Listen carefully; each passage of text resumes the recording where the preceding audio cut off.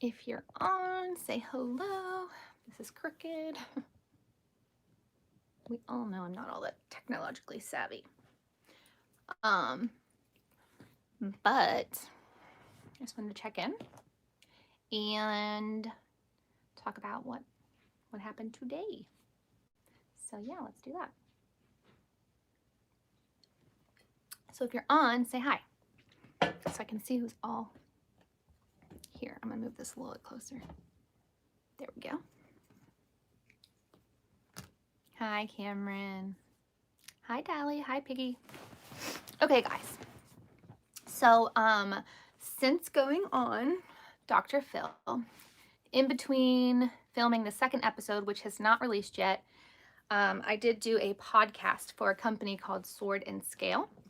They have a monthly subscription that you can subscribe to, and I don't get paid anything for it whatsoever. I did it for free. But anyway, I did a podcast and it was released today. And if you want to subscribe to their podcast, you can listen to the full episode. It's podcast plus 84. If you haven't already, subscribe to my YouTube channel so you can see everything we're up to and all my updates and stuff like that. I also do some random weird videos. I don't know if you guys got to see my silly one yesterday about washing masks. I just thought it was pretty funny. So there's that. And then, yeah, so there was a podcast that was released. It's an hour long. And again, it's by Sword and Scale. I put their little logo in my picture so you guys could see it. And then I put the link to the actual podcast in my description link. But I wanted to, sorry, that's the beginning of the podcast. It's very screechy. But I wanted to play pieces of this podcast and react to it. I've only listened to it one time. It's referring to a story talking about Anthony Pardon and then also Robbie, who they gave the last name Piper. We didn't give them that information. But anyway, it talks about how they both had sexual deviant behaviors and how Anthony Pardon went on to become a murderer, took no responsibility or held himself accountable in any way for his crimes, and his mother didn't even really accompany him to court. She kind of left him on his own from a very early age, and how that turned out. He ended up becoming a very scary person, obviously. And then in regards to our son, how we were very proactive and how he's came out to be since everything that's gone on. So it kind of compares the opposing worlds. I'm going to stick a little stand here so that I can put my laptop up. I think it will help me to balance everything. But anyway, so I'm going to pull this a little bit closer. But anyway, so it talks about the two situations. So it compares and it talks about our justice system and what it did to Anthony Pardon. And then it talks about, I need to pull up the chat because I forgot to do that. And how his mom didn't help him and nobody really got him any resources. But then in the same sense, he never took any accountability for his own actions. And a couple things I don't agree with in the podcast. Some information got a little bit twisted. I'll kind of clear that up as we go. But I'm going to jump to the part where it begins my interview and talking about our story, which is about 20 minutes into the podcast. So we can listen live together, and then I will just kind of react. Mitigating factors can include things like past circumstances, mental or physical illness, and genuine remorse. Pardon's mother and sister took the stand alongside a former psychologist to illustrate mitigating factors by telling the story of Anthony Pardon's past. This is where things get pretty frustrating. Pardon had been a menace to society ever since he was a small child. He spent his childhood as a predator, preying on victims of all ages. We hear it all the time. Future serial killers often start off by torturing small animals and move on to larger targets as they grow older. Anthony Pardon was no serial killer, but he spent his adolescence growing bolder in his desires to sexually assault people. He started his career as a sexual predator early in his life, and not much was done to stop his trajectory towards the inevitable. Around the time of Anthony Pardon's trial for the murder of Rachel Anderson, a woman named Kristin Piper appeared on Dr. Phil to tell the story of her stepson, Robbie. Robbie Piper, like Anthony Pardon, harmed his first victims as a child. Although Kristin came into Robbie's life after he had already become a predator, she's taken every possible preventative measure to keep her stepson from becoming a repeat offender and eventually doing something as awful as Anthony Pardon did. She's hoping to use Robbie's story as a teaching method to educate the world on the steps to take when a child exhibits predatory behavior very early in life. Kristin and her husband have been giving Robbie every resource that Pardon lacked, but the stories of these two people are frighteningly similar. Okay, so I just want to pause for a second and just say that this is extremely hard for me to listen to, and I'm sorry ahead of time if it strikes emotion or if I get emotional. But I wanted to do this because I wanted it to be real and I wanted it to be raw. But there's no watching, it's just a podcast, so it's just listening. But I wanted to share this with you guys because I feel like there are some pieces of it that are very raw and authentic. And then there's a couple of things that I wanted to clarify. So one thing that they said was that I came into his life after he was already a predator. Technically speaking, he did not offend until after I had already entered his life. And so there was just a little discrepancy I had with that statement in general. But I just wanted to update. I'll pause and update as I go so that I can talk about it, because I want this to be more of a reaction video and more of me sharing something that I did on the side with you guys so that you can hear my pieces of the story.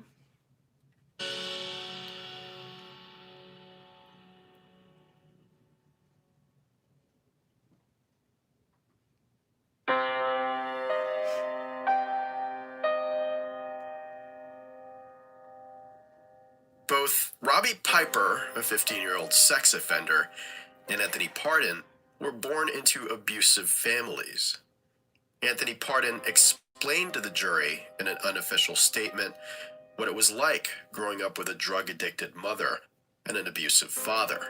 Every day I came home, my father's reason to beat me, my brothers, not my sister, but my mother, my brothers.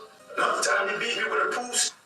But every day. Custody of his son and gave him a safe place to grow up. He had spent years in a household similar to Anthony Pardon's. Now they're talking about his biological Robbie. Mother's home was filled with domestic violence and child abuse. When I came into the kids' lives, there was a lot of strange red flags that made me want to investigate into their childhood. This is Kristin Piper, Robbie Piper's stepmother. And some of the things that I uncovered were CYS cases where bio mom shook one of the girls and bio mom also busted open the lip of the other sister. And when I speak to Robbie about his childhood and his upbringing, he talks a lot about how he remembers his mother being abusive towards the girls.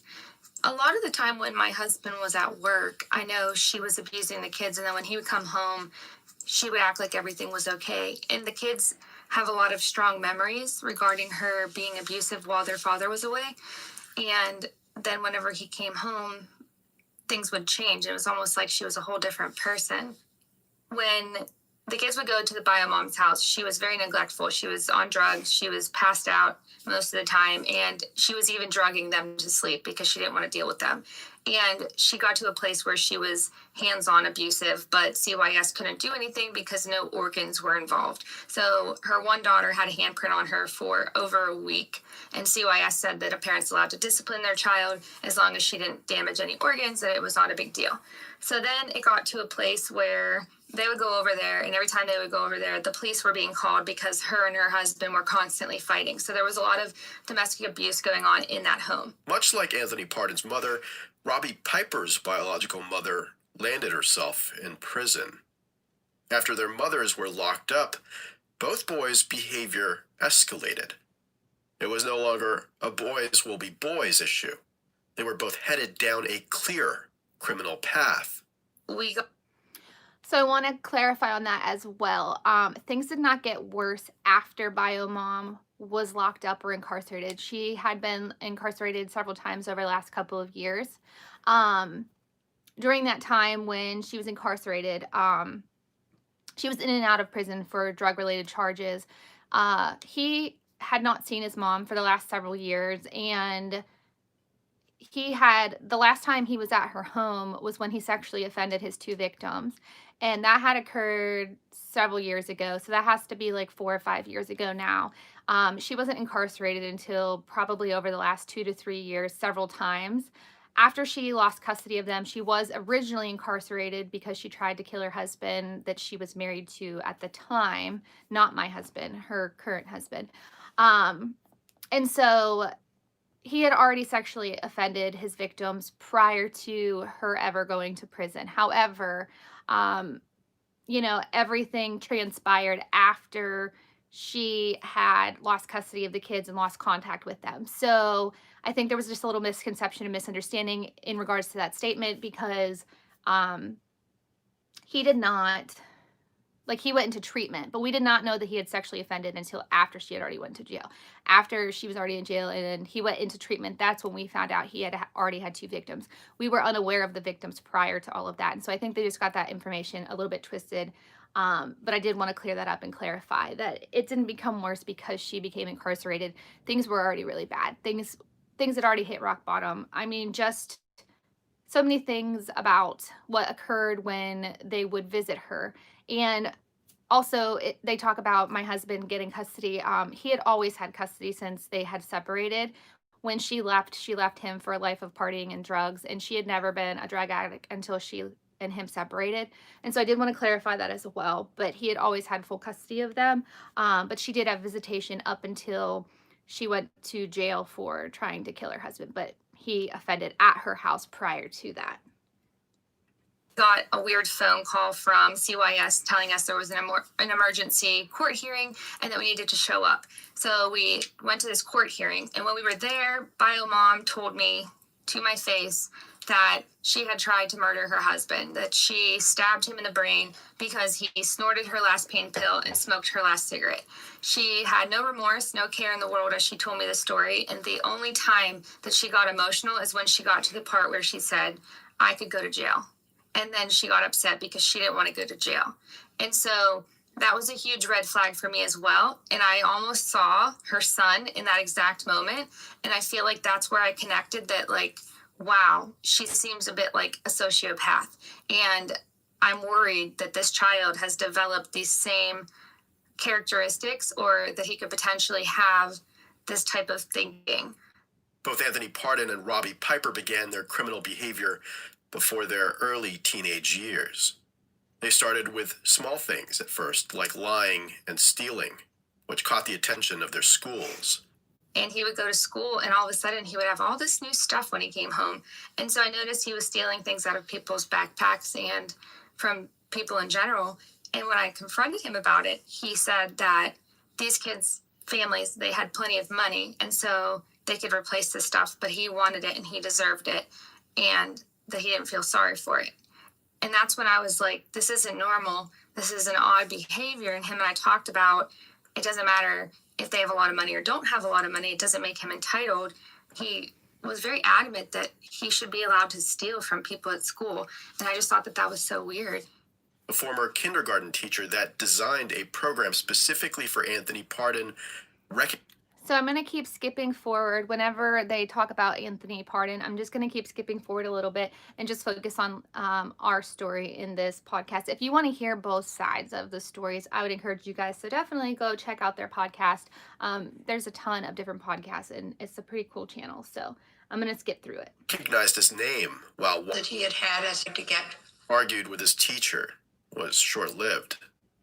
Pardon was about to be, he claims, told her about it. Of one. Then his grandparents came. I'm going to get the support. Raping an 8-year-old girl. And Bio Mom allowed him to scroll on her for his crime. Robbie Piper also began exploring his deviant sexual interests at a young age. So, from my understanding, he was around 7 or 8 when bio mom allowed him to scroll on her cell phone on the internet. I don't know what he looked up before I came into the picture, but I do know when I did come into the picture at age 9, he would go over to bio mom's house and look up porn on her cell phone while she was passed out high in her bedroom. And I know that he looked up like hardcore gay porn is what he would search for. And he would look all of these things up, and then eventually the girls would tell me, his sisters, and then I would ask bio mom about it, and she would just kind of downplay it. And ultimately, because of his curiosity, she and her husband, they fed into it, and the stepdad ended up buying him pornographic materials and handing them over to him. Robbie soon began to display other forms of predatory behavior. He was caught digging through his stepmother's underwear drawer. Even worse, he confessed that while at his biological mother's house, he would go on bike rides so that he could masturbate in a public setting. Then, he created a social media account where he solicited grown men for sex and subsequently confessed his interest in bestiality. Robbie Piper went on to harm his first human victims at 12 years old. He molested 2 girls around the ages of 8 and 9. We found out also that he had assaulted 2 young girls while he was at biological mom's house. And when he had assaulted them, it happened 2 separate times. And he used the pornographic material that his stepfather gave him. So we knew that it was very dangerous, and it wasn't fair to put our other children in that type of danger. Since he had already acted, we knew that this was very serious. Kristin Piper took extreme precautions in order to prevent her son from committing any more crimes. She fortified her home to keep her other children safe while she found a treatment program that would accept Robbie.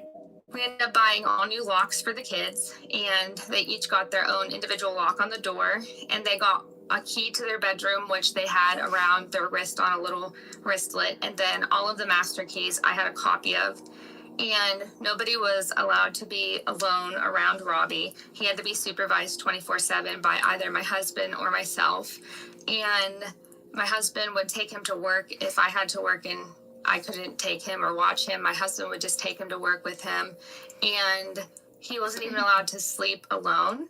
And like my husband sometimes would sleep down in his bedroom, and ultimately we were going to have my husband and him move out into their own living situation just to make sure that we were protecting the other kids. Robbie Piper then confessed to his parents his predatory thoughts towards his siblings, begging his mother to stop him before it was too late. So leading up to taking him to the hospital, one of the things that the experts and I had talked about was doing a rating scale.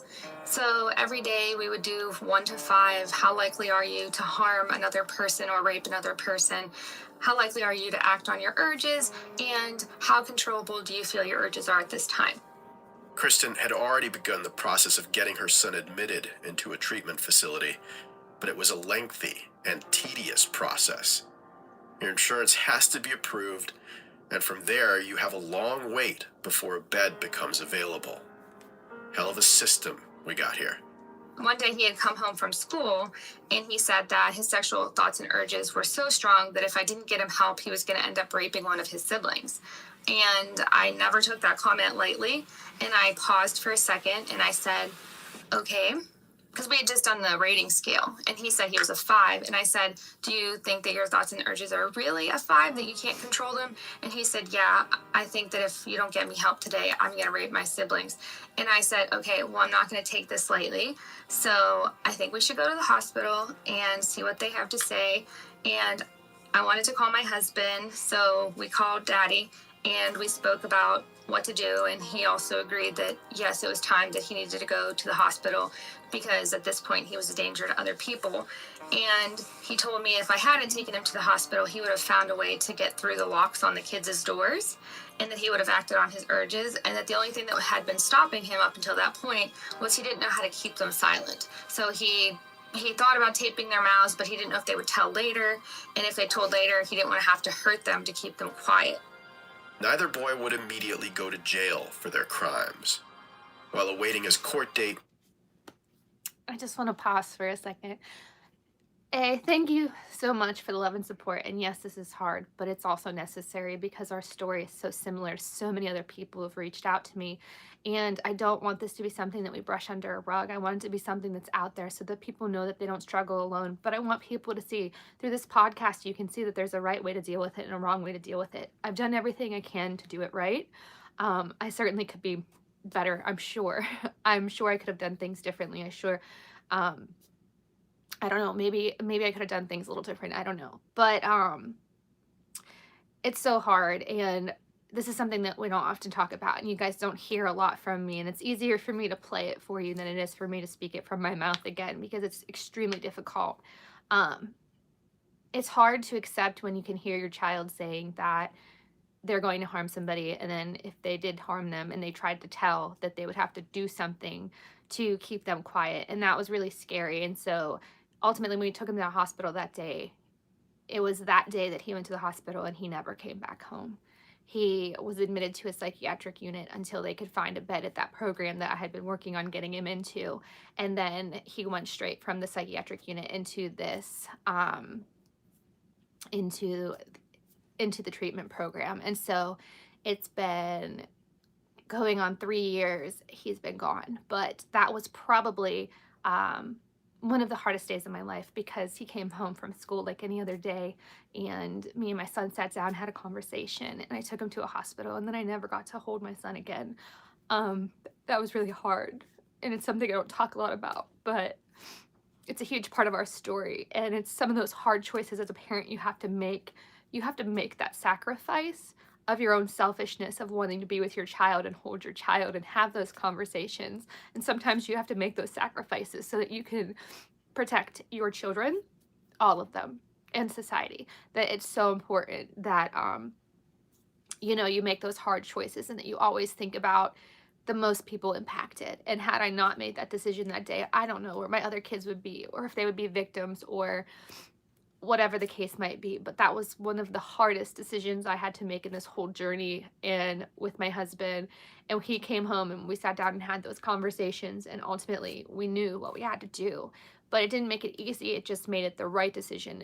And I still stand by that decision, and so does my husband. And yeah, so I'll continue from here. Robbie Piper bounced around from treatment facility to treatment facility. Anthony Pardon, on the other hand, spent most of his days awaiting his court date in and out of different foster homes and lockups for troubled youth.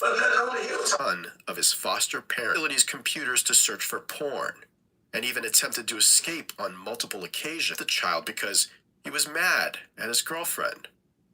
Robbie Piper continued his behavior while in different treatment facilities. He used the facility's computers to search for porn, and even attempted to escape on multiple occasions. Eventually, the staff decided to remove Robbie entirely from the programs. The court decided that if he could not remain in treatment, he would have to either move back home or be placed in a foster home.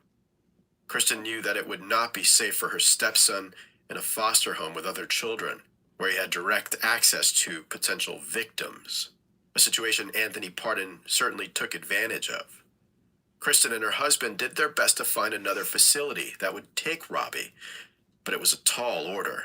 If we don't get him treatment, he's either going to end up in foster care, or he's going to end up in independent living, or they said something about putting him in a shelter for children, and he'll be living amongst society, and he'll be free and untreated. And I said, this cannot happen. We have an obligation to protect society, and he can't come home.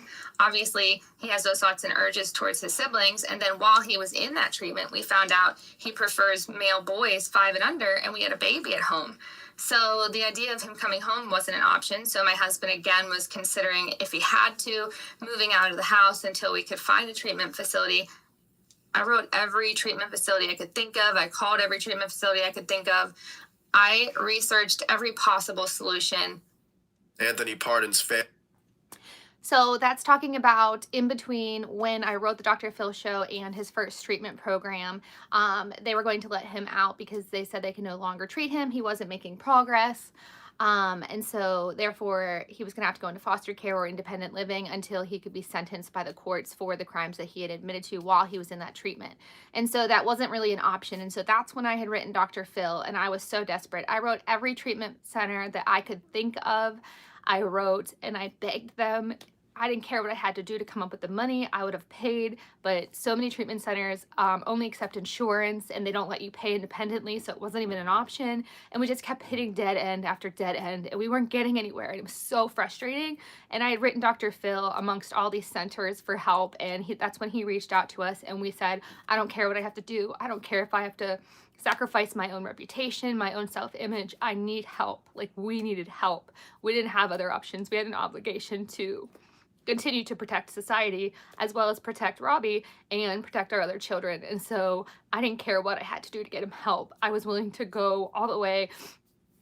I would went across the world just to get him help. Like, I was so desperate, and we just needed a door. We just needed somebody to like help us to bridge that gap before the courts could see him to sentence him to mandate him into like a state treatment facility. So Dr. Phil, when he wrote us and called, or not wrote us, whatever, we wrote him and he called us, we were like, yeah, we'll do whatever we have to do. And so he bridged that gap. He did find a program that was willing to take Robbie, and they were going to keep him until he was able to get sentenced. And so, and at least it was another shot at treatment. And so that's what we did. So he went from his first treatment into the one that Dr. Phil provided us on the show. And then from there, he ended up going into sentences. And now he's in a state mandated treatment program. It's not jail or a lockdown. It is a high lockdown facility, but it's not jail by any means. It's a treatment center. And actually, he's progressed really well in the program at this point. And so he's actually looking at moving into a step down treatment facility where he'll work towards independent living when he becomes an adult, and being able to use his skills that he's learned. And his thoughts and urges towards children have diminished greatly, and he seems to only get those thoughts and urges if he's around children, but he's never around kids in these treatment programs. And so the real challenge will become if he's ever exposed and what that will look like. But at this point, he's doing really well, and so he's still in that state mandated treatment though. But I'll go ahead and continue. Family did not share the same interest in protecting the innocent at the home. He stole the bar. He drove his girlfriend's mother into the water, stolen money, and robbery, rape, why she didn't accompany her son to court. His mother Until he got sick. Kristin and her husband went to Robbie's trial to support their son. Okay, this next part is extremely difficult for me to talk about and hear. And just so you know, the baby in the background, he's with my husband. So I'm going to wait a second and make sure that my husband has it under control. If he doesn't, then I'm going to jump off here and go take care of it. But I'm sure he has him. Yeah, he's good. Okay, so anyway, this next part is talking about whenever we showed up for court. So Robbie had flown back from the second treatment center, and then he had to go to a court date. We hadn't seen him. He had to be housed and like locked down or whatever, to make sure he wasn't a risk of running. Oh, sorry, I'm still listening to see if the baby's okay. I think he's having a tantrum over something, but I don't know what it is.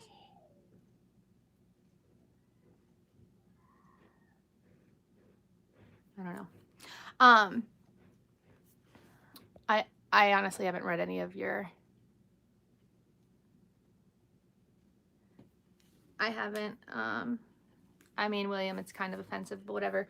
But anyway, so this is talking about whenever we saw him for the first time since he was in the second treatment facility. We showed up to court. We got to see him for the first time after all these treatments, and we realized that he was facing sentencing that day. And so this was the first time we had seen him, and this is what the experience was like when we saw him that day. And we tried to mentally prepare because we knew that he was facing sentencing, and so this was a court appearance, and we knew it was going to be a little bit different, but I don't think that anything could have really properly prepared us for exactly what we walked into and the whole situation as a whole. It was just really overwhelming. So I'm going to go ahead and play that. Although it hurt them to admit what he had done, they knew he had to be punished for his actions. Seeing him in handcuffs was difficult, but it was a much better scenario than the alternative. At least, with Robbie in custody, all the children in his life were safe. My husband and I had mentally prepared, or so we thought, going into this situation where we would be sitting with our son and a lawyer, and he would have to go before a judge to plead his case. But when we went in that morning, he was wearing an orange jumpsuit and his hands were cuffed and his legs were shackled. No parent can ever mentally prepare for that kind of moment. It was far harder than anything I had mentally prepared for. And we sat across the table, and I remember his hands were just folded in his lap. And I can remember hearing every time he moved his feet, just hearing the change slide on the floor. And it was so hard. We didn't even know what to say. The room went silent, and we just sat there staring down at the table because all of us were just so overwhelmed. You could tell even he was overwhelmed. And very few words were shared that day. We let the lawyer speak, and they thought it was best that he pled guilty, because if he didn't, then he would he would still be able to get help if he pled guilty. Robbie pleaded guilty and was taken to a high security treatment facility where he will stay until he is an adult, at which point the court will decide his fate once again.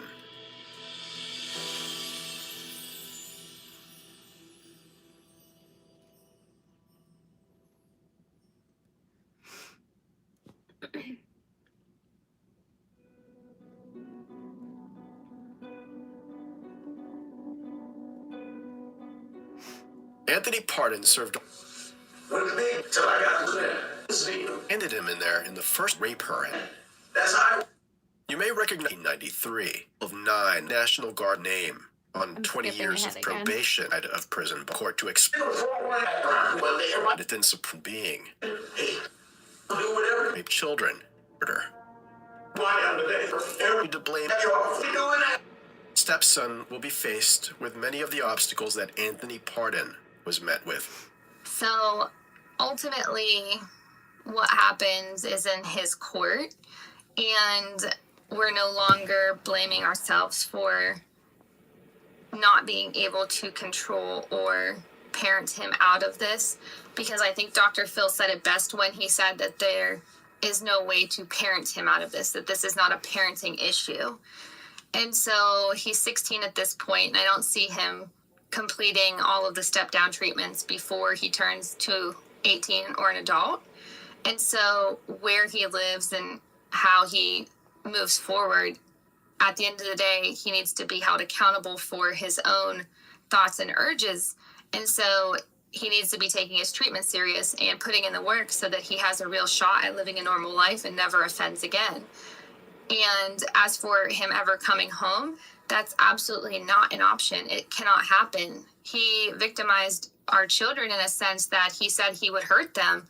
And so they would not feel safe with him coming home. And I would never want them to become victims. I would never want him to actually harm our children. I couldn't have that happen. And his siblings have chosen to not have a relationship with him.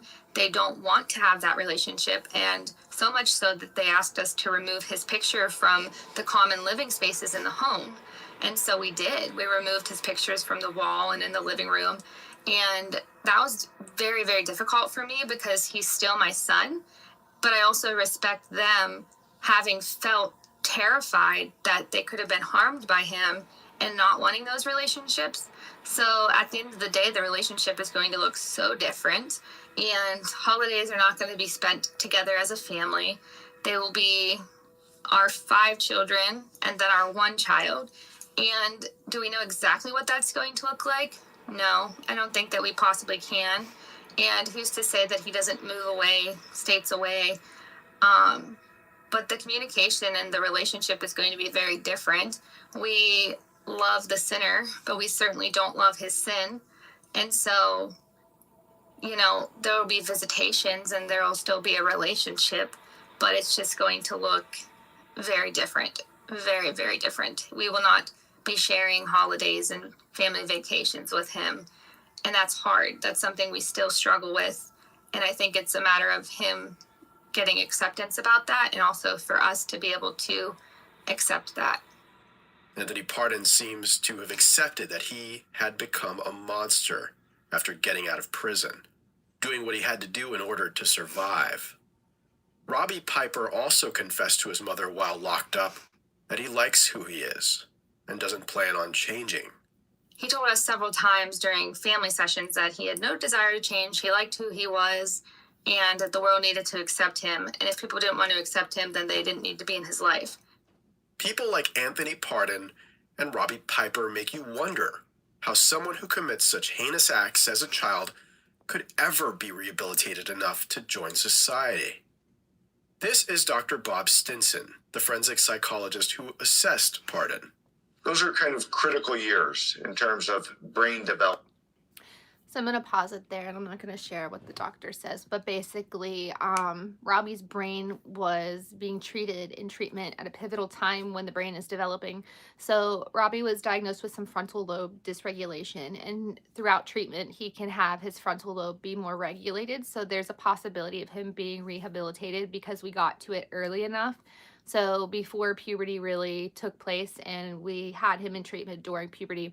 And although he used to say things like he didn't care about his victims and he didn't care to change or be a different person, as he's come through the back end of puberty, I really feel like that's changed for him. And at this point, I feel like he does want to make those changes because he doesn't want to end up in jail, and he doesn't want to end up on a really hard road in and out of jail. I think he's learned a lot more and seen a lot more at this point, and I think it was just a matter of breaking down those walls, because I think sometimes we all feel really tough until we hit rock bottom, and I think it just took him a little longer than we would have wanted for him to hit rock bottom. And so those first 2 years in treatment, I feel like it really took him allowing them to kind of break him down so that he could hit rock bottom, so that he had somewhere to go and something to look forward to and something to grow into. And at one point he decided to contact some of those really unhealthy relationships from his past, people that I had blocked out of his life because I questioned the abuse that could have occurred between them. And so Robbie and I's relationship was a little bit rocky at one point, and I felt a little bit kind of confused on why he would want to contact these people.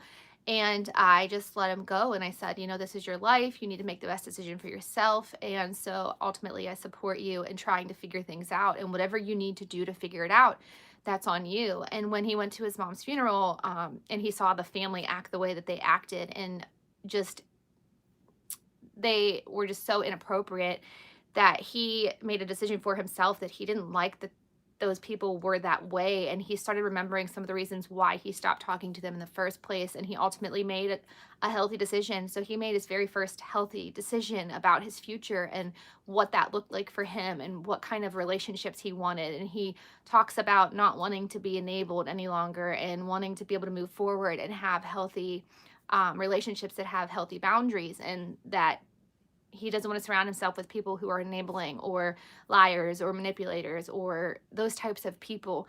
And so he actually made that decision, and he decided who he wanted to move forward with in his life. And, you know, we're extremely proud of him for making those choices for himself. And ultimately we'll see what he does with his future and the relationships that he lets in. But I definitely think he's making progress at this point versus where he was when we filmed the first episode. In terms of fine-tuning is at the time development aims to only make juvenile offenders worse. We begin to realize that there aren't many options out there for the treatment of young sexual offenders in particular. From a psychological standpoint, you might be able to people who come from both say confident enough to release them back into society. When the prison system fails to reform, it also fails to protect those on the outside. It's strange how similar these two cases are. Anthony Pardon and Robbie Piper are both sociopaths and have been ever since they were children. However, unlike Anthony Pardon, Robbie has always had the strong and loving support of his parents.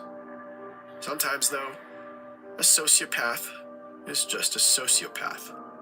Something's wrong with the wiring, and no amount of help will deviate them from the path they've chosen.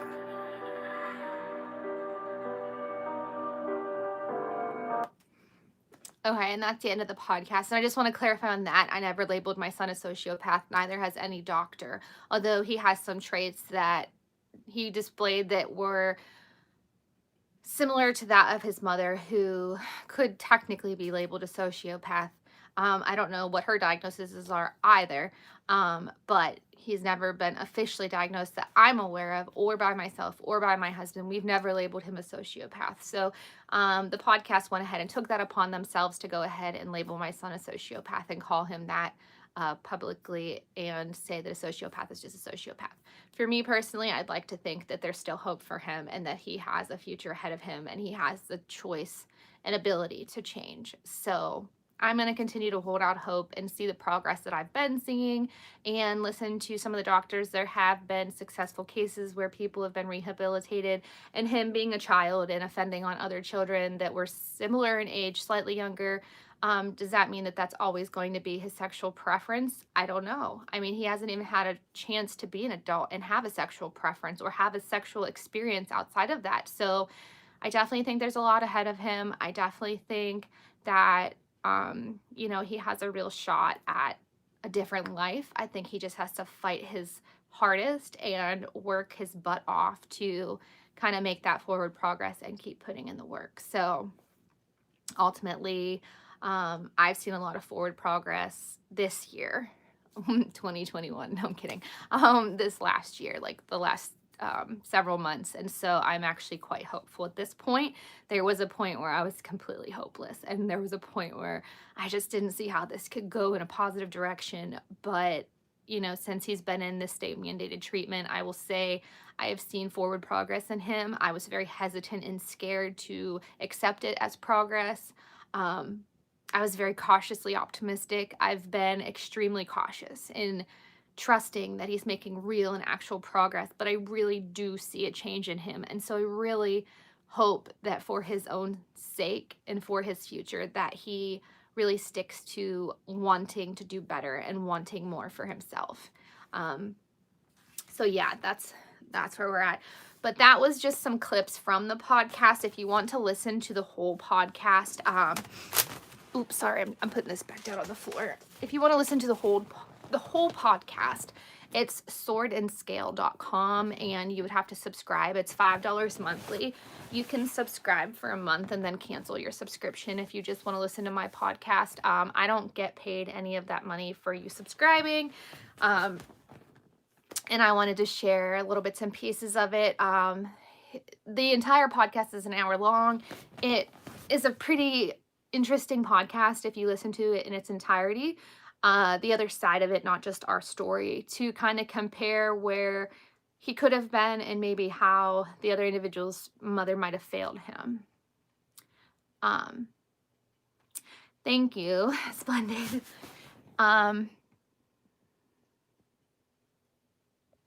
Okay, so you listened to it, Candace. So yeah. Does anybody have any questions about anything in regards to Robbie or the podcast or any of that? I wanted to address all of that first before going into any lighthearted conversation. But I definitely want to finish on a positive, upbeat note versus the really hard, uncomfortable conversation. So yeah. Thank you, Cameron. I try really hard to still stay optimistic and positive, but all of this has been weighing on me lately. The podcast is just kind of like the in-betweens and the nitty-gritty. I would probably just play this back to hear my story, but it's basically the in-betweens of when we filmed the Dr. Phil show, and just a little bit more in depth. It talks about that first time that we saw him after his second treatment before he was sentenced in the state, and how, we went into it with expectations that we were going to have these conversations with our son, and that we were going to be able to just like hug him and, tell him it's okay. And we were going to be there and support him for court. And then we saw him with his hands handcuffed to his waist, and he had shackles around his ankles on the floor. And that was excruciating. And the room was so silent. No one knew what to say. Everything you prepare for just goes out the window.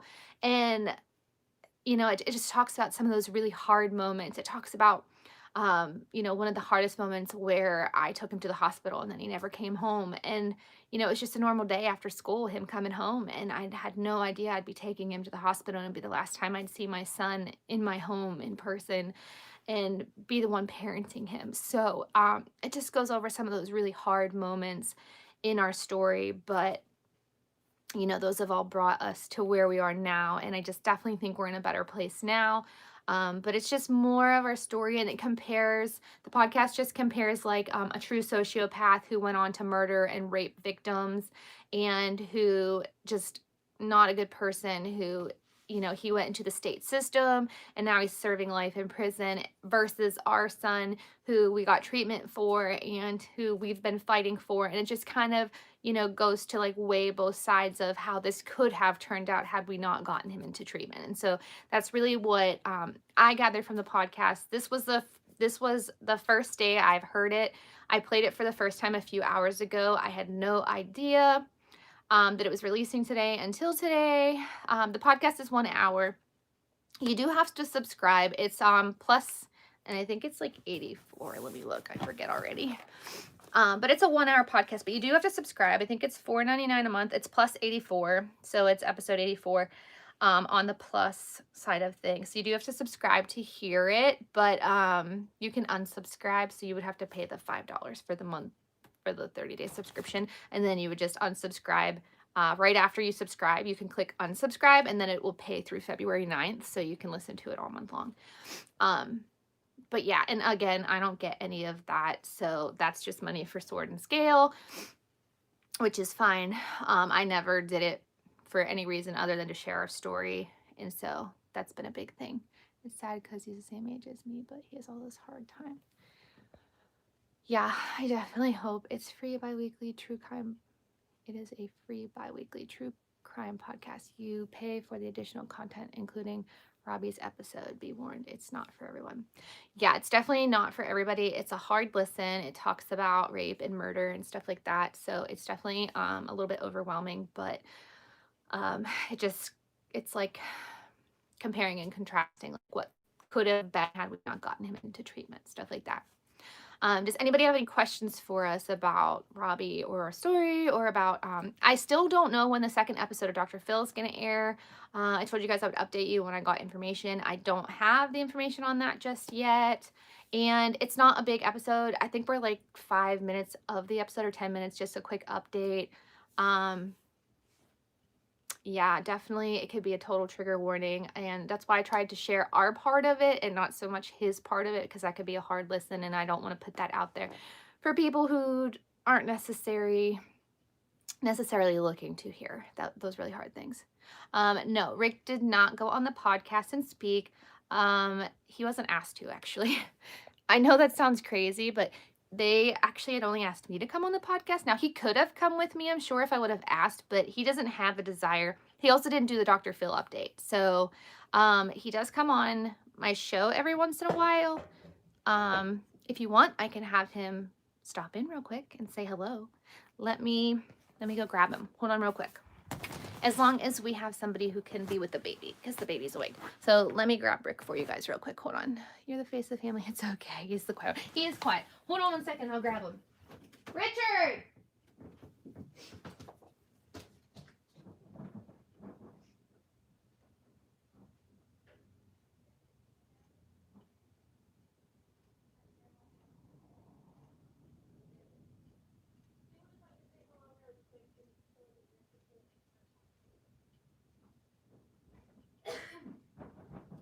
Okay, I'm coming back, I swear.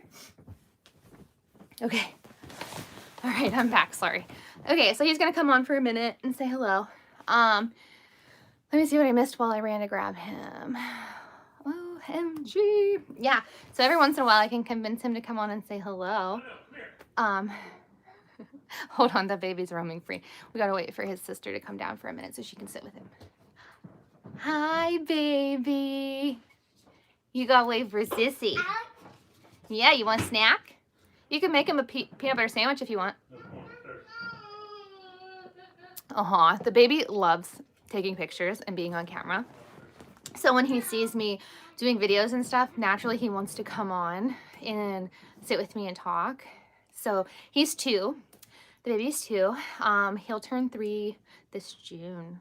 I'm not ready for him to be 3, the baby. I am so not ready. First of all, I was never ready for me to have a baby. I was told I couldn't have any more. And then God decided that I was having another one. And the next youngest from the baby is 10.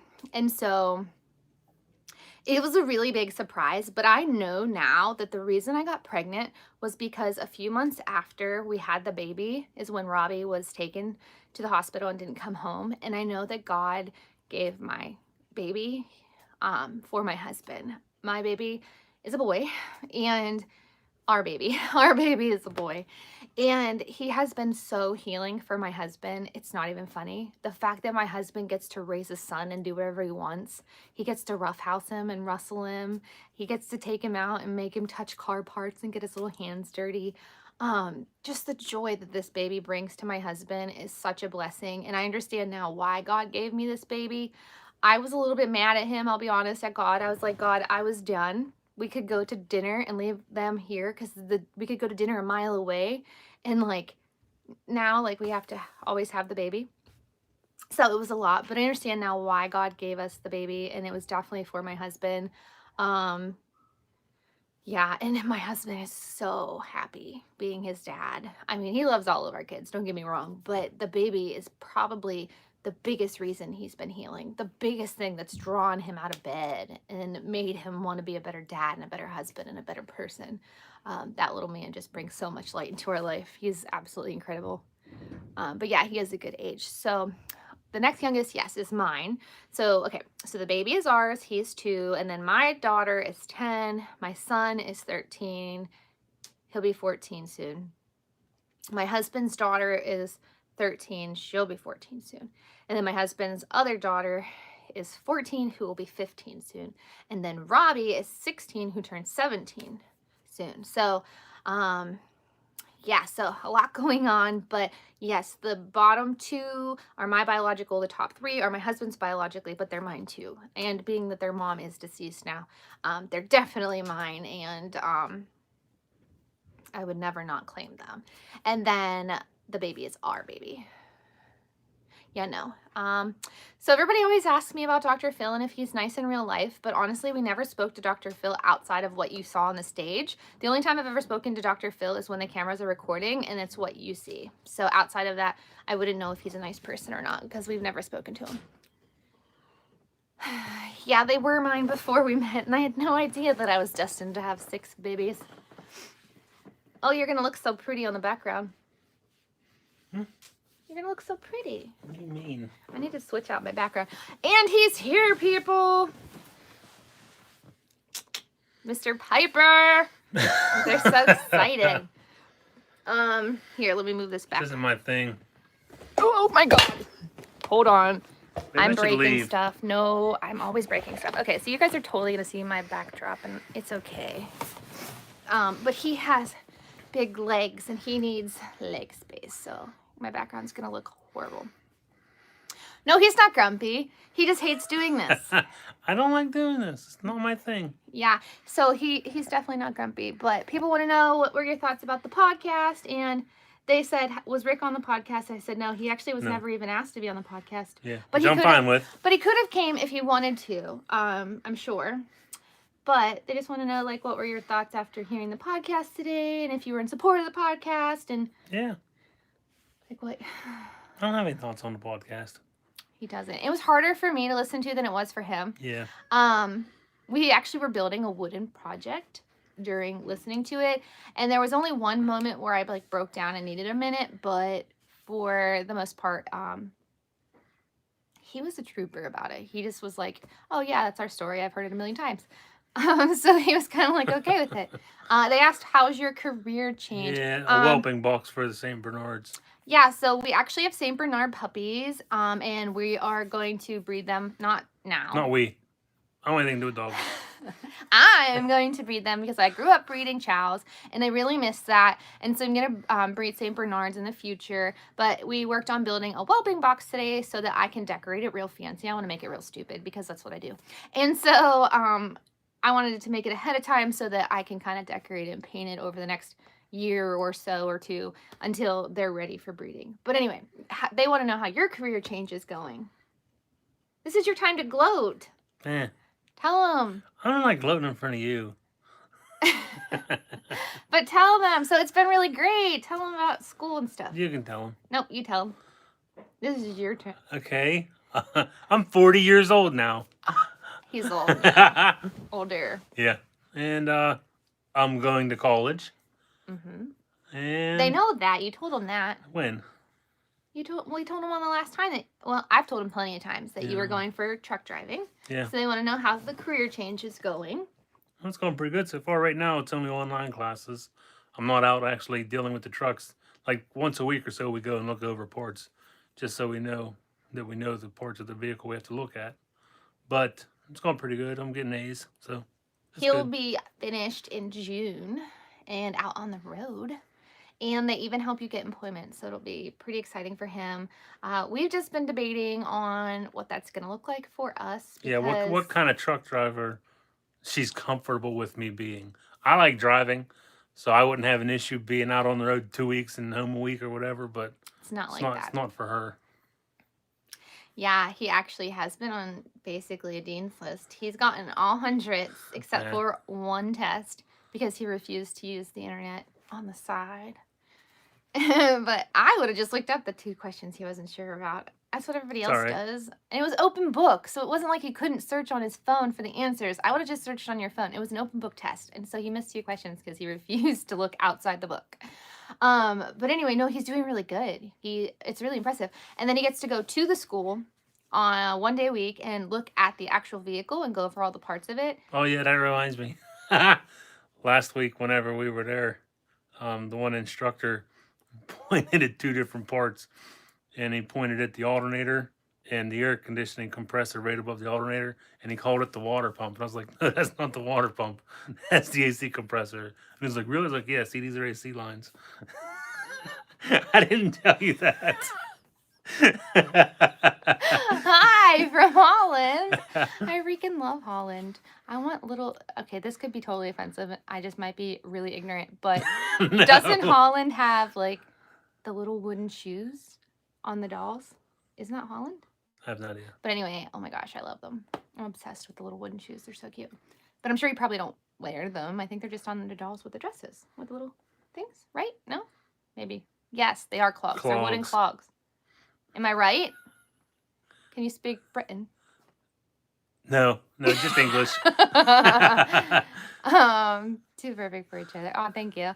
Farmers wear them the east when the fields are full of water. Do they help you like not sink? Wouldn't you get your feet wet though in clogs? They have decorative clogs and they are really shoes. Yeah, that's what I'm thinking. Is like of the decorative ones. And then they paint them really pretty. I want a pair for no purpose other than they're cute.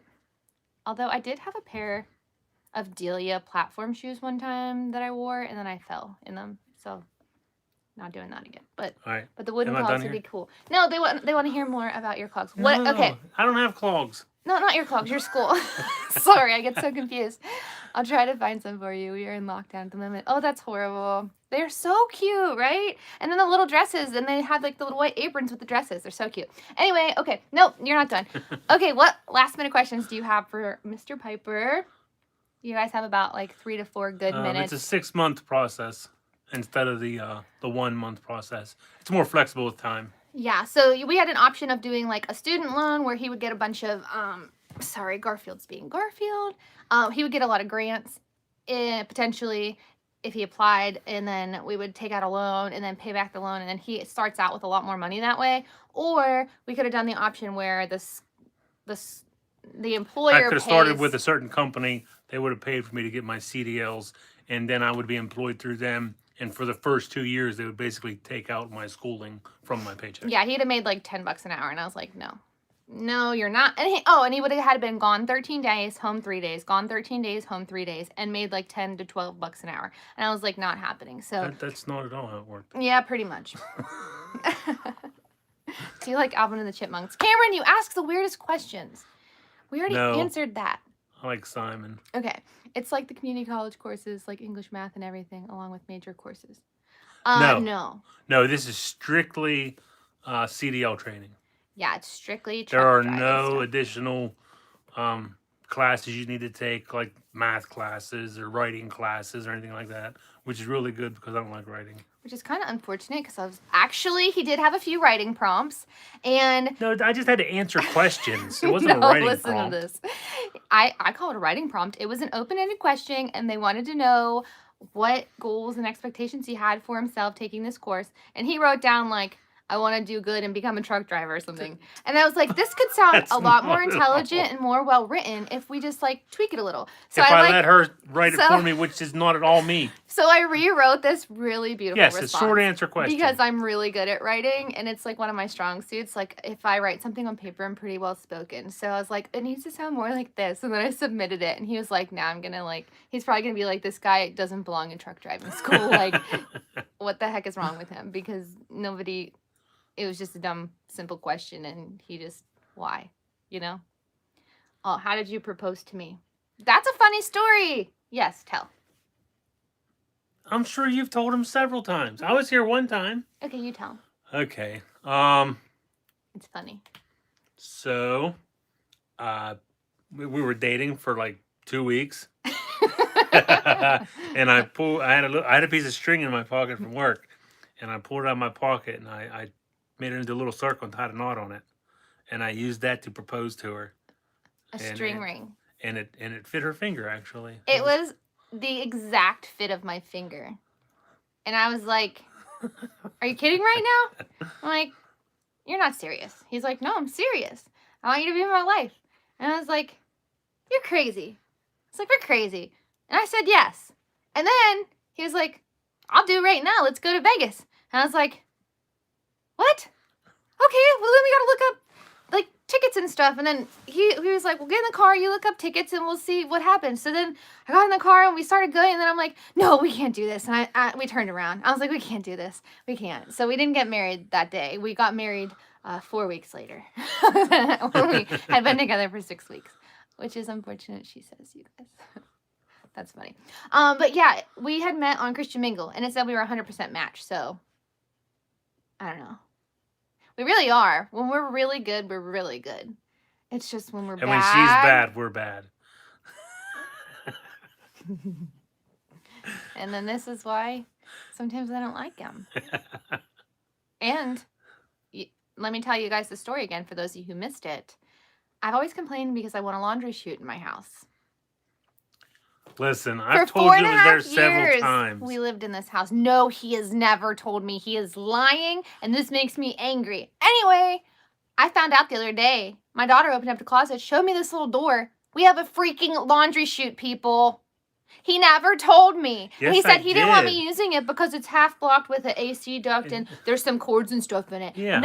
Nah, it works just fine. Told you what it was in the basement. No, he didn't. No, he didn't. I'd have been using that laundry chute. I'd probably have shoved like myself she says down I don't it. listen to her, but clearly she doesn't listen to me. That is a lie. He has never told me about this laundry chute. Several occasions. I want to still smack him over this laundry chute. I've wanted a laundry chute. Using this laundry chute saves me from walking 2 flights of stairs with really heavy laundry. Okay? I would have mentally noted that. You just drag the basket down anyway. Carrying it up's the hard part. I literally have broken all the handles on all of our baskets because of him. Because he hasn't told me about the laundry chute. Yeah, I am. He's going to hear this for the next 4.5 years when I should have been hearing about it, you know? What's the shampoo thing? What, did he use the shampoo thing? No. I think it's the shampooer. The carpet shampooer? That's the truth. The basket handles are broken too. Yes! Because we can't.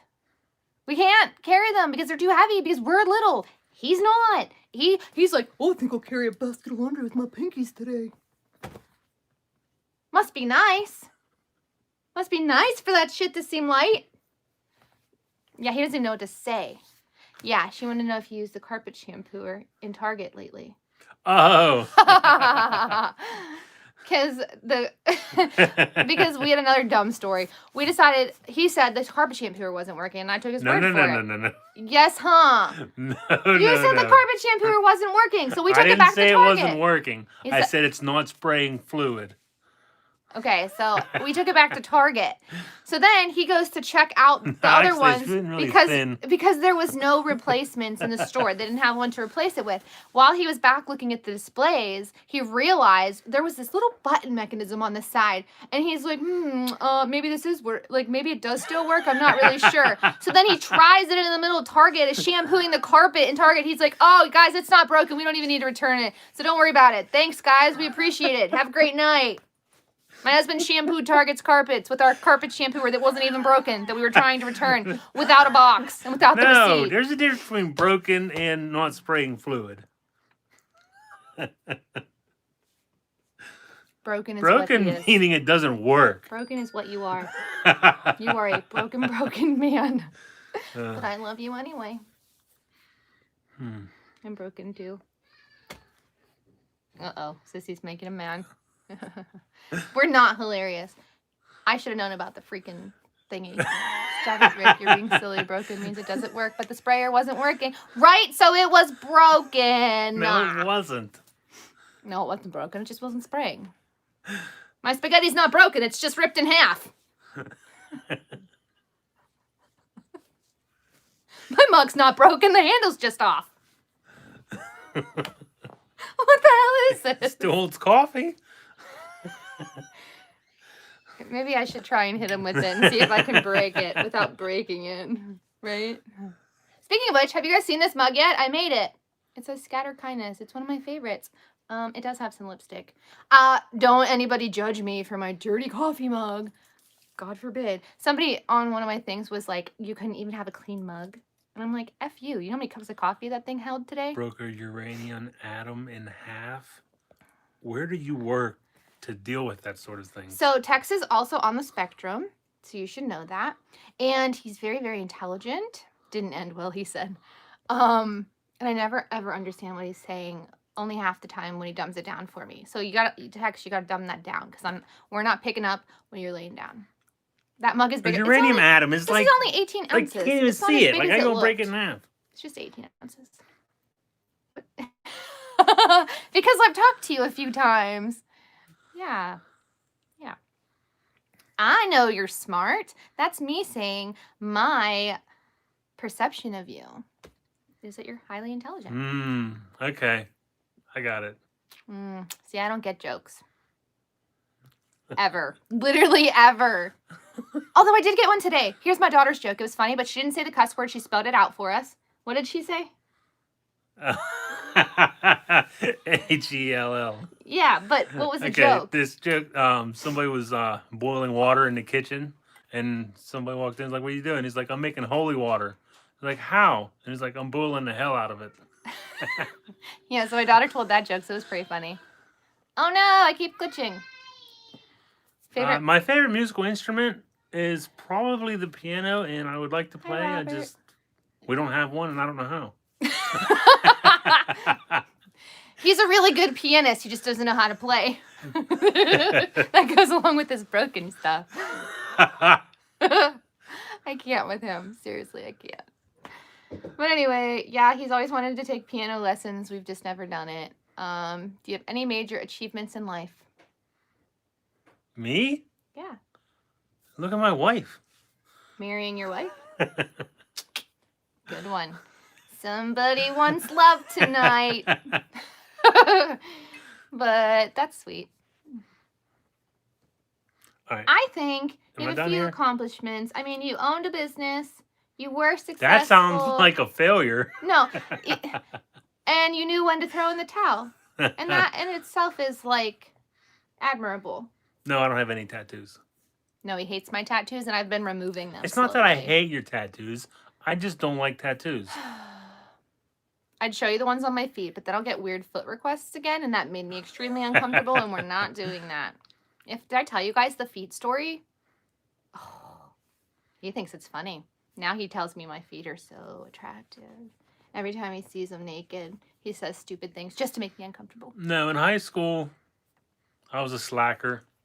I went to local Vo-Tech school and learned how to weld, and I graduated Pennsylvania State Certified Welder when I graduated high school. No, that's where I went in high school. Yeah. I'm gonna punch him.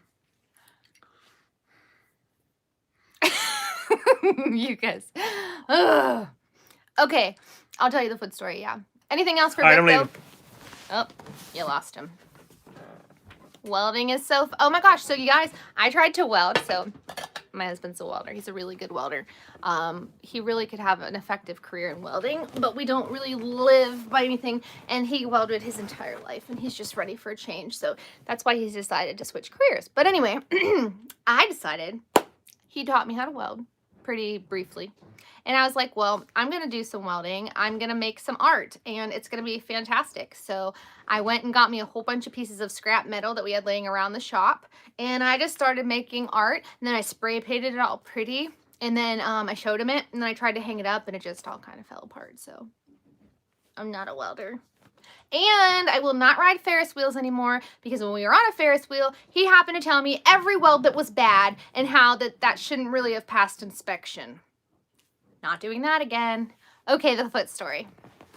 So, okay, this is stupid, but on Facebook, I posted a photo of me with my feet crossed like this, and there's a fireplace in the background. I had made a fire, and there was the fireplace burning. My feet were crossed. I was just sitting there, and then I had a mug, kind of like this one, and it was sitting on my lap like this, so you could see what the mug said, because it was super cute and inspiring.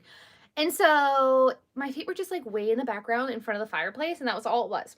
And anyway, I get this really uncomfortable, good night, Jarno, message from several people telling me how beautiful my feet are and how they have feet fetishes. And then so much so that there was this one person who I said, how can I help you? And then they said, they just needed to come clean to me about how they feel about people, and they want to know if it's inappropriate. And then they told me they were like into all this weird stuff. And I was like, okay, I don't know why you're telling me this stuff. Like, what can I do for you? This is getting uncomfortable. Like, I don't see a purpose in you telling me these things. And they're like, you're just going to let me get this out, and then you can ask me questions. And I said, oh, first of all, no. Obviously, you don't know me. Obviously, you don't watch my lives. You're not going to tell me everything you want to tell me and then tell me I can't ask you questions, because I'm pretty sure you're taking up my time, and you're welcome. So I was like, I'm going to go ahead and ask you questions. You can answer them. Let me know your age, so I know, first of all, I'm not talking to a minor and listening to a minor tell me these things that are making me feel extremely uncomfortable. And B, you're going to tell me what the purpose in you telling me these things are, or I'm not going to continue listening to you. It's really that simple. And then they started telling me they have all these thoughts and feelings toward me ever since they see my feet, that my feet just did something to them, and that they just like have these thoughts and urges towards me. And I said, okay, well, I'm happily married. I don't really know what your point is. This is uncomfortable, and I wish you well. I can't help you. Maybe seek out another therapist or person that you can trust, because I'm not your girl. And I blocked them. But yeah, I had probably like 3 or 4 people literally talk to me about my feet. And I'm just like, what the F? Like, I've heard about people having foot fetishes, but I was literally bullied in high school because this one girl said my feet were too ugly for me to wear sandals. And so I've always kept my toes polished because I feel really self-conscious about my feet. And people have been pointing out my feet and telling me how they're like beautiful feet, and they just want to see more pictures of my feet. And on my lives, I've had people ask me if I'll show them my feet. It's so uncomfortable. So uncomfortable. And I'm just like, what the actual F? Yeah, there's some things I've found on the internet about that I wish I never knew. I'm not going to share them on here because then it's going to make this so that I'll get like, I don't know, they restrict my videos to certain viewers of only over 18 if I talk about certain things. But yeah, I found some. Yeah, people definitely have messaged me about weird things. And then how about, I had this guy who made like 10 different profiles just to try and be my friend. And I'm like, no. And I kept blocking him. I'm like, stop it. Hi, Maisie. He's doing really, really well, actually. I talked about him a little bit earlier. Keep your crusty hooves. Yeah, I don't like feet either. Poking fun at you about it. That's a ridiculous thing to push on someone. Yeah, no, Rick totally makes fun of me about it. And the one day he was like sitting on the couch and he started rubbing my foot and he's like, oh, these feet, they're just so beautiful. I was like, stop it right now. But anyway, my tattoos, I'll show you it, but I'm covering my toes. That's my one tattoo. It's a book and a tree growing out of the book with a heart. When I was 4 years old, I taught myself how to read in my tree. And I also grew a love for the Bible because I would hear the church bells down the street. And so by 5 years old, I wandered down to this church, and that's how I discovered God. But that's what this tattoo is, if you can see it. But I'm not showing you my toes. That's my tattoo. And then my entire childhood was very, very traumatic, and I was very much abused and neglected. And I used to pray every day about just needing strength. And then I remember there was this time where I was outside and there was these little ants. I saw them crawling and I was like, oh my gosh, like those ants are so strong. And I started researching about ants and learning about them in school. And I was thinking, like, ants are such an amazing creature because they can carry 20 times their body weights. And they're so incredibly, I'm not showing my toes because of the creepy people who have a foot fetish about me. Not doing it. Anyway, so ants are really, really incredible because they can carry so much more weight than you would think. And so I would remind myself as a little girl, just keep going, be an ant, be like an ant, be an army of ants. Don't just be one ant, be an army of ants. And so ants were really an inspirational thing for me as a kid. And it was just something that I held on to, and it really, really stuck with me. So I used to draw ants on my foot. This is hard for me to talk about because it's very real. But I used to always draw these ants on my foot. So when I was having a really hard day and things were really, really uncertain and I wasn't feeling strong, I would just draw these ants on my foot, and they would remind me that you can carry way more than you think you can. These ants can carry 20 times their body weight, and God never gives us more than we can handle, and that's something I learned very early on. And so I always drew these ants on my foot. So my very first tattoo, of course, had to be these ants. My entire life, I was like, I'm going to get these ants tattooed on my foot one day, because I would always draw them on my foot. It was the easiest place for me to draw them, and also not get caught by my mom for writing on my skin. So, yeah, I used to draw them all the time, and it was my very first tattoo. So I'll show you my ants, but I'm, again, covering my toes. But here's my ants, and they're very ashy. Hold on. Let me make them less ashy. Okay. Those are my ants. But yeah, so I got 3 ants tattooed on my foot because I don't want to be just one ant. I want to be an army of ants. And I want to always remember that I can carry as much as God throws on me. No matter how heavy, no matter how impossible the load, that God truly never gives us more than we can handle. So yeah, so that's mine. And then I have 3 other tattoos, but I'm removing the other 3. And I can't share them with you because, well, I can't tell you why. But I can't share them. Did you mention you're removing them? No, I'm not removing the ones on my feet. No, just the ones on my hand and the one on my neck. The one on my neck is mostly removed. That one I can show you. It said Hope. I designed it. And it's for my brain condition because it affects my spine and my brain. And so I had put it there, but I want to remove it just because I want to put it somewhere different that's a little bit more professional. As I'm getting older, I just want to kind of remove the ones that you could see as much. These ones I'm removing because I need to relocate them to add a 3rd name. Thank you. Yeah, definitely. So I found God at 5 years old on my own. My family didn't go to church, but I always did. I was such a big part of my church, and I accidentally found it because the bells would ring, and I was just so freaking curious. I was like, what is that? What are those bells? Every Sunday they go off, and I want to know what they are.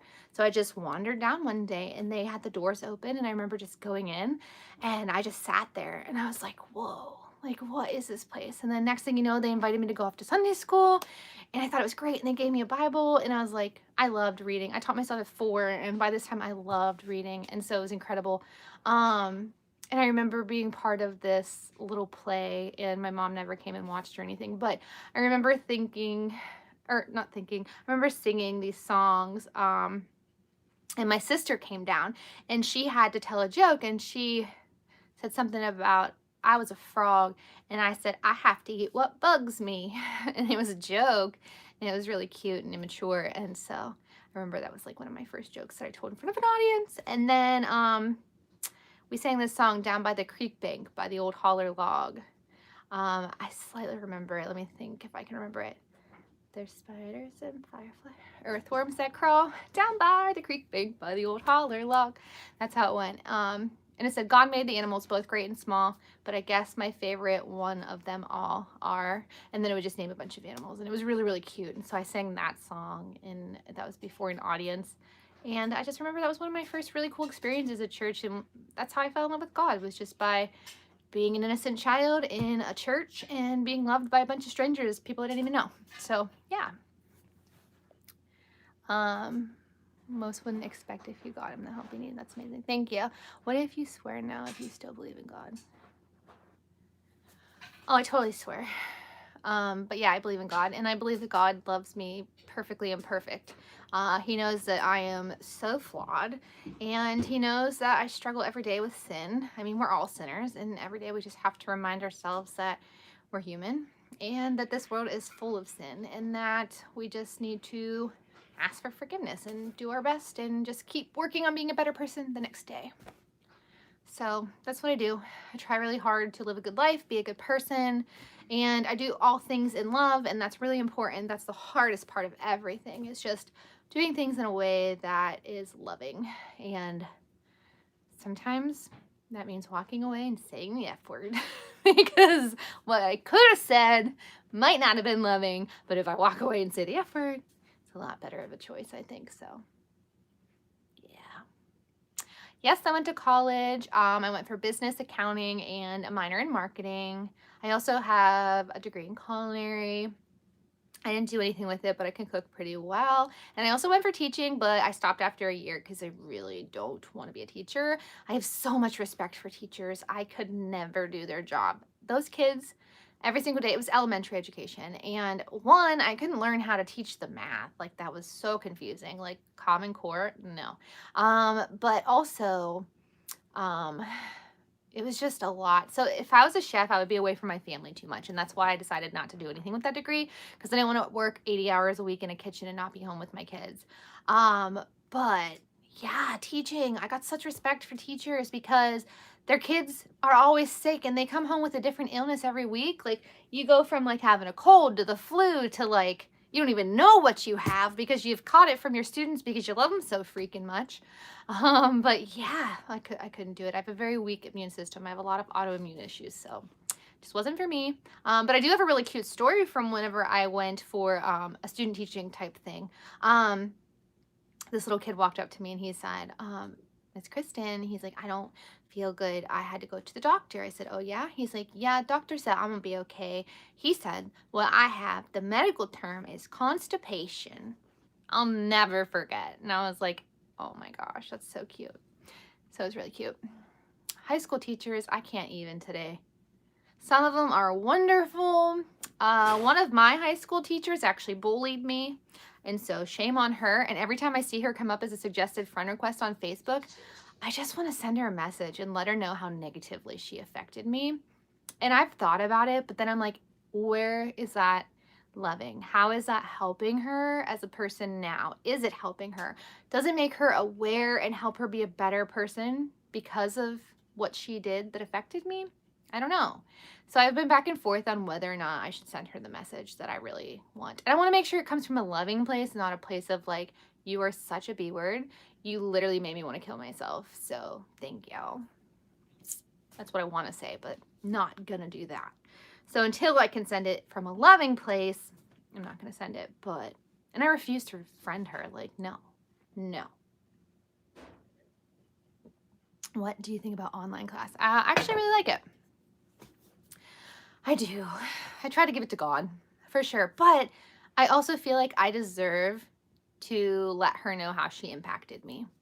I do feel like I deserve that closure because I should not have these like strong, overwhelming feelings every time I see her.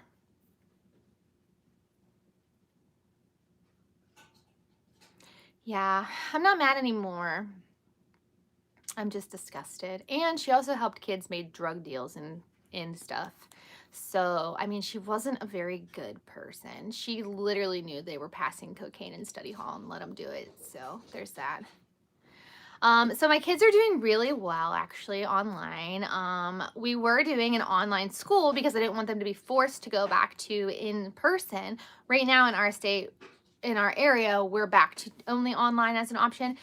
But we ended up going back to the public school, and I have to tell you, I am so surprised at how extremely supportive our actual public school, our local public school, has been since my kids have gone online.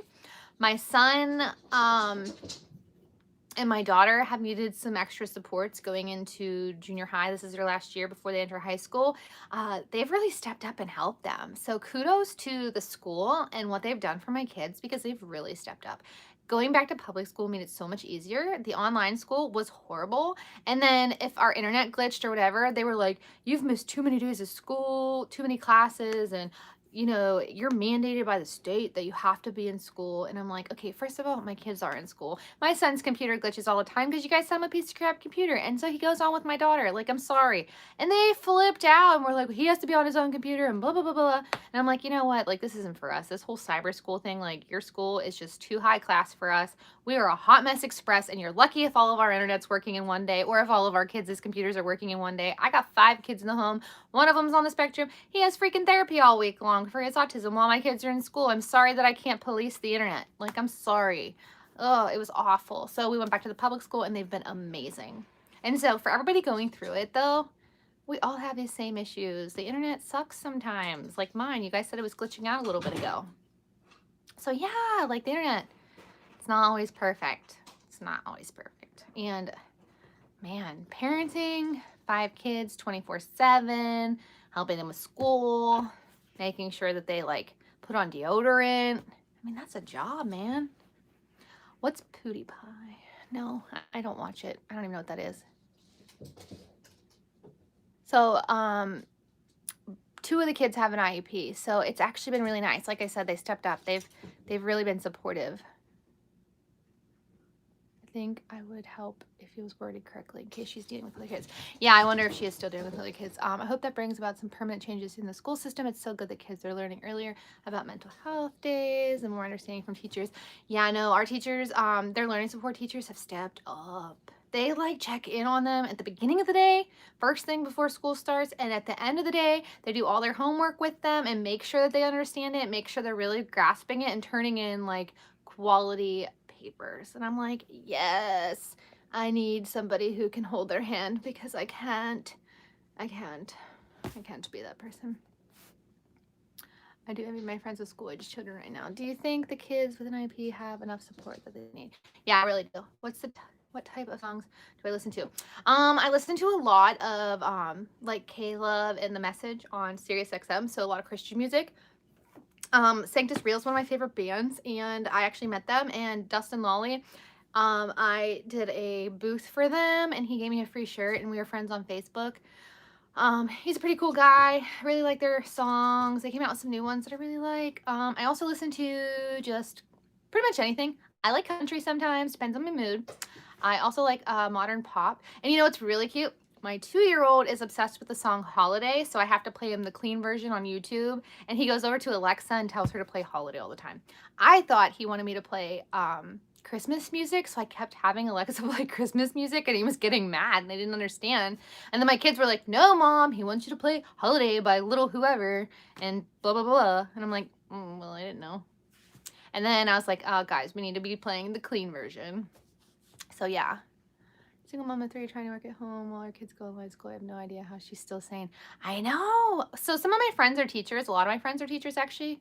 No, I am a strong Baptist Christian. But anyway, so some of my friends are teachers, and they also have to homeschool their kids and teach at the same time. They're drowning. They are drowning. I wish there was more support for the actual teachers, because as a parent, I feel like the support's been really good from the teachers because my kids have IEPs. My youngest, she was falling behind a little bit. I had no idea that she was falling behind until I just got a call this week, and so she has like 7 days to get caught up. That's been a little rough. Hey, Banana. What? Never mind. I was going to ask you to get me a Dr. Pepper, but I see I already have one. Ooh, I gotta go to bed soon. I have one. Why are you still awake? Didn't Daddy tell you you're supposed to be in bed like 54 minutes ago on the weekends? I was hungry. Okay, but you can't keep staying up super late. Okay. You gotta start going to bed at a healthy time. I love you, but you can't stay up super late all the time. Yes, I'm really excited for the Steelers game tomorrow. Maybe I'll do it live during the game, maybe second half, and we can all cheer on the Steelers. I'm a Steelers fan, if you didn't know. And I would love to see the Steelers beat the Browns because my family, a lot of them are Browns fans, and I don't speak to them. So anytime the Browns lose, I'm happy. But more so when my Steelers win, I'm happy. Ever since they had their first loss this year, I haven't really caught as many games as I want to, but I'm definitely watching tomorrow's game. It's at like 8:25, I think. All right, any other questions? It's past my bedtime. Why is Banana awake? Right? Why is Banana awake? That's her nickname. But yeah, I don't know why Banana's awake. I just had a talk with her yesterday about staying up super late. She needs to go to bed a little bit earlier, even on the weekends, because it's healthy to go to bed at the same time and wake up. Now, they got in a bad habit of staying up a little late because their classes have been recorded the last week instead of live. And so they can watch their class any time of day. So if they sleep until 10 in the morning, they can watch their classes and do their schoolwork at any time. And that's been really good for her. She just has to wake up and talk to her IEP teacher in the morning, and then she still does the same thing in the afternoon. So, yeah. Oh, that's exciting. I'm just going to wear my old Hines Ward jersey because it's my lucky jersey. I love Hines Ward. He was the whole reason I became a Steelers fan. I miss Hines. They basically are college students, and they eat like freaking college students. Every night they come down, it's like 11 or midnight, and they're like, can I make a box of mac and cheese? And I'm like, are we serious right now? It's like 11 o'clock at night, and you kids want to eat a box of mac and cheese? They're like, we're hungry. I'm like, whatever. I can't afford the little cups anymore because those cups are like $1 each. And I'm like, gosh, just make 2 boxes of mac and cheese for $1, and you fat kids can eat it. All they do is eat. Teenagers, they're 10, 13, 13, 14, soon to be 14, 14, 15. So, and my son, majorly going through puberty, so he's always hungry. And he wants to drink soda now all of a sudden. And I'm like, who are you? He's like, can I have one of your sodas? And I'm like, are you kidding? But yeah, he does. Oh, I'm glad, Sarah. Good night, Joanne, and good night, Sarah. But yes, my channel's definitely usually positive. Not always. I try. But sometimes we talk about the hard stuff, but we always end on a positive note, so that's good. So it's my 13-year-old and my husband's 13-year-old. They are 2 months apart. Yeah. So it's my oldest and my husband's youngest. But yeah, they're 2 months apart. His daughter is older by 2 months than my son. So yeah, they're really close in age. And so they always have like classes together so they can tell on each other if they like, you know, do anything at school or if the other one's like gotten in trouble. It's nice. 11 hours. That's crazy. Kind of cool though. Okay, so anything else before I jump off? Did you find the kids close in age conflict more? No, actually, our kids are all super close, and actually my 13-year-old, my husband's 13-year-old, and then my daughter, who's 10, they're like really, really close, and then they have the baby in this, and they call each other hyper traces, and so they're all really hyper together, the 3 of them, and they're really, really close, and then my son's kind of independent, and him and the baby are really close, and then the 14-year-old, she's like too cool for everybody most of the time. I say that because you all know if you have teenagers. But no, her and the girls are also really close, and they do things like drawing and nails together, but she thinks that she's like so mature and that she's just beyond them. Like, she's like at that age where the 13-year-old, her sister who's only a year younger, she's still on like the immature side of teenage years, and so it's kind of nice. But yeah, the 14-year-old who's almost 15, she's just too cool, and like she just can't be bothered. And then like if you tell her to do something, she's like, ugh, you know, like everything's like, ugh. Like today she was shampooing the puppy had an accident on the carpet. She was shampooing it, and I could hear that the little canister was full, so it was not sucking up the liquid. So I said, you need to go dump out the canister, and then you need to redo it because it's not sucking up the liquid. She's like, it did suck up the liquid. It just didn't at the end. It doesn't need to be done. And I said, oh, I'm sorry. Did I stutter? I didn't know I asked for like a discussion on this.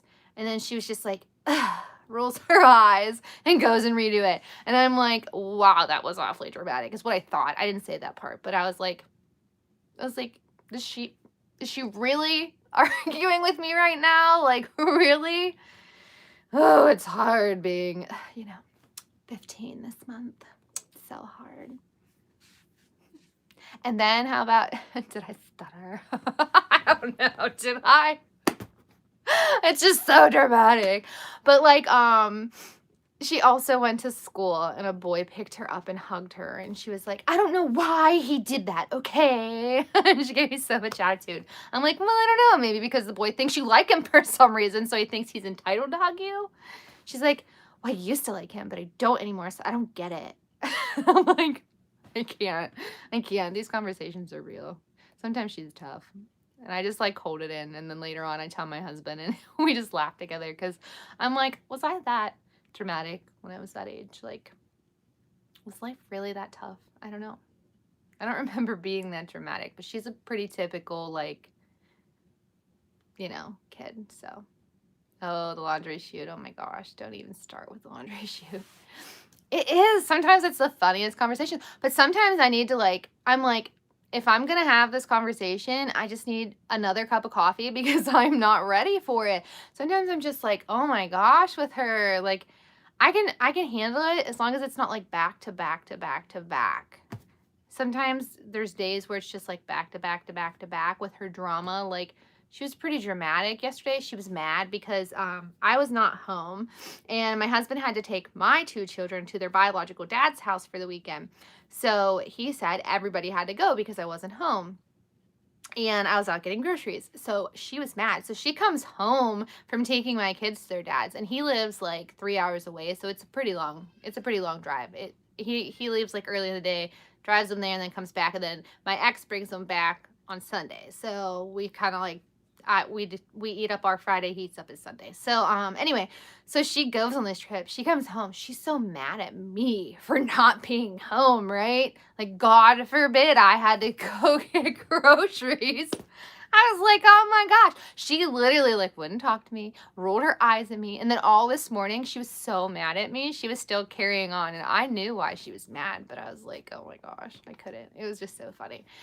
But I was just like, I just killed her with kindness. I was like, oh, how was everything this morning? And but yeah, that's why she still had an attitude. It was pretty funny.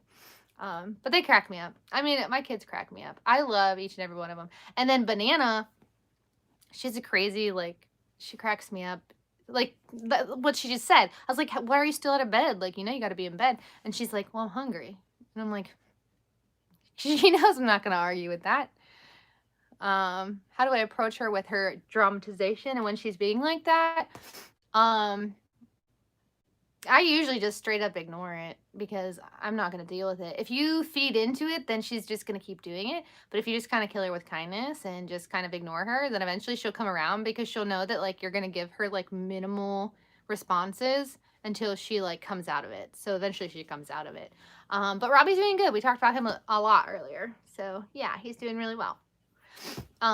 He is getting ready to be released from his current program into like a step down program where he'll continue working on skills to work towards like independence and stuff. Can we nickname your kids Turkey, Ham, Banana, Muffin, etc.? Only Robbie gets a real fake name. That's funny. Well, we have Banana. Banana is her nickname, so I'll remember that. And we could call one Ninja because Ninja, he's a karate kid, so we could call him Ninja. And then, so Ninja's my oldest. And then I call her Bear, is my 10-year-old. So we could have Bear, Ninja, Banana. We could just, I don't even know what to call Drama Queen other than maybe Drama Queen. And then the baby, I just call him Baby. I don't know. Be careful. I'm going to go now. That's funny. But we can have like Ninja, Banana, Bear, Baby, and then something for my artiste. She's my artiste. That's my fancy accent. You're welcome. I'm horrible at accents. She also likes to do British accents, so we could call her my Brit. Then you might think her name's Brittany, but it's not. We could call her Brit. Yes, I get to see him face to face. Very rarely with COVID. I saw him once last year. Ninja, oldest son. Well, it's my son who's 13, would be Ninja. Bear is my 10-year-old. Banana is 13. The artiste is the 14-year-old girl. And then Robbie's Robbie. And then the baby, the Brit. Yeah. The artiste. I call him Booger, the baby. I call him Booger a lot. Or I just call him Bugs. Little Bugs. I don't even know how that started. I can't remember. Yeah, I can't remember. But anyway, all right, I should probably jump off of here. I'm out of coffee, and we all know when I'm out of coffee, it's time for bed after my, like, 10th class for the day. But, I think the baby's in bed now. My husband probably went to bed. And I got to make sure Banana went to bed. So, all right, guys. If you don't have... No, my husband just texted me, and he said he can smell dog poop. He thinks they pooped in the cage. That means I'm going to be up for another hour bathing dogs. Anyway, I'm off. I got to go deal with my puppies. Love you all. Thanks for being here tonight. It was really hard getting through that podcast, but I'm so grateful for all of you. Seriously, we couldn't be making a difference without the rest of you. And I just love you guys. I love how supportive you are and how kind you all are and just how caring and awesome. I love you guys so much. Seriously, I can't say it enough. You guys are my people, and I just seriously love you. All right, guys, I'll talk to you soon. Mwah. Love you. Night.